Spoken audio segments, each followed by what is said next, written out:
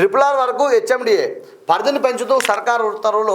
హెచ్ఎండిఏలోకి మరో 4 జిల్లాలను 16 మండలాలు, మొత్తం 11 జిల్లాలు, 104 మండలాలు, 1355 గ్రామాలకు విస్తరించిన పరిధట. ఫ్యూచర్ సిటీ అభివృద్ధికి అథారిటీ చైర్మన్గా సీఎం ఉంటారట, వైస్ చైర్మన్గా మున్సిపల్ మంత్రి, సభ్యులుగా మరో 11 మంది ఉన్నతాధికారులట. ఫ్యూచర్ సిటీలో 7 మండలాలను 56 గ్రామాలట. ఎఫ్సిడిఏ ఏర్పాటుకు ఉత్తర్వులు జారీ చేసిన మున్సిపల్ శాఖనట. మనం ఇంతకుముందు ఏదైతే మనం మాట్లాడినామో హైదరాబాద్ చుట్టుపక్కల మొత్తం కూడా పెరుగుతూ ఉంది. అంటే RRR వరకు హెచ్ఎండి అంటే ఏదైతే ఉంది ఇప్పుడు ORR వరకు ఉందో దాన్ని పూర్తిగా మార్చేసి RRR వరకు కూడా చేస్తూ ఉన్నారు, హెచ్ఎండిఏ వరకు చేస్తామని చెప్తా ఉన్నారు.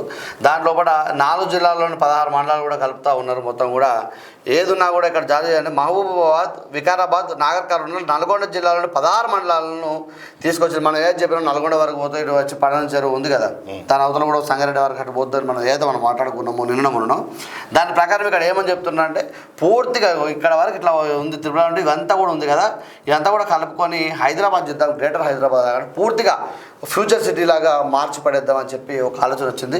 దీన్ని కూడా మేము స్వాగతిస్తూ ఉన్నాం. చాలా గొప్పగా ఉంటుంది. ఎందుకంటే సిటీ పెరుగుతూ ఉంటే చాలామంది అంటే ఇది ఒక బాధాకర విషయం ఏంటంటే పల్లెల నుంచి పట్టణాలకు పోతూ ఉన్నారు. అనేక ఉద్యోగ అవకాశాలు దొరుకుతాయి. మన హైదరాబాద్ అనేది మీరు సకల కులాల సమ్మేళనంతో దాంతోనే పూర్తిగా నిండిపోయి ఉంటుంది. మీరు గమనించవచ్చు.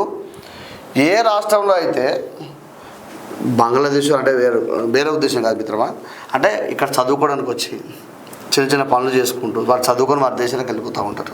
చాలామంది కూడా ఇక్కడ నివసించే వాళ్ళు ఉన్నారు. వేరే రాష్ట్రంలో అయితే చెప్పనక్కర్లేదు. ఇక దేశంలో ఉన్న అన్ని రాష్ట్రాల ప్రజలు హైదరాబాద్లో నివాసయోగ్యమైన ఏదైనా రాష్ట్రం ఉందంటే హైదరాబాద్ తెలంగాణ మాత్రమే. గుర్తుపెట్టుకోండి మిత్రమా, వాస్తవానికి ఇదే నిజం.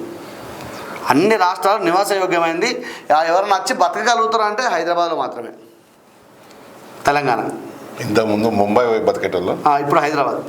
వాస్తవం అది. మీరు చూడొచ్చు, అన్ని రాష్ట్రాల ప్రజలు ఉంటారు హైదరాబాద్లో. మన తెలంగాణ వాళ్ళే ముంబై పోయి బతికేటోళ్ళు. వాస్తవం. ఇప్పుడు మారిపోయింది వ్యవస్థ, మారిపోయింది, అందుబాటులో ఉంటుంది దగ్గర. మన దీని మీద అంటే కేసీఆర్ చేయబట్టే అయిందని మీరు అనుకుంది, రేవంత్ రెడ్డి చేయబట్టే అయిందని అనుకుంది. ఇలా కేసీఆర్ చేసింది రేవంత్ రెడ్డి కాదు.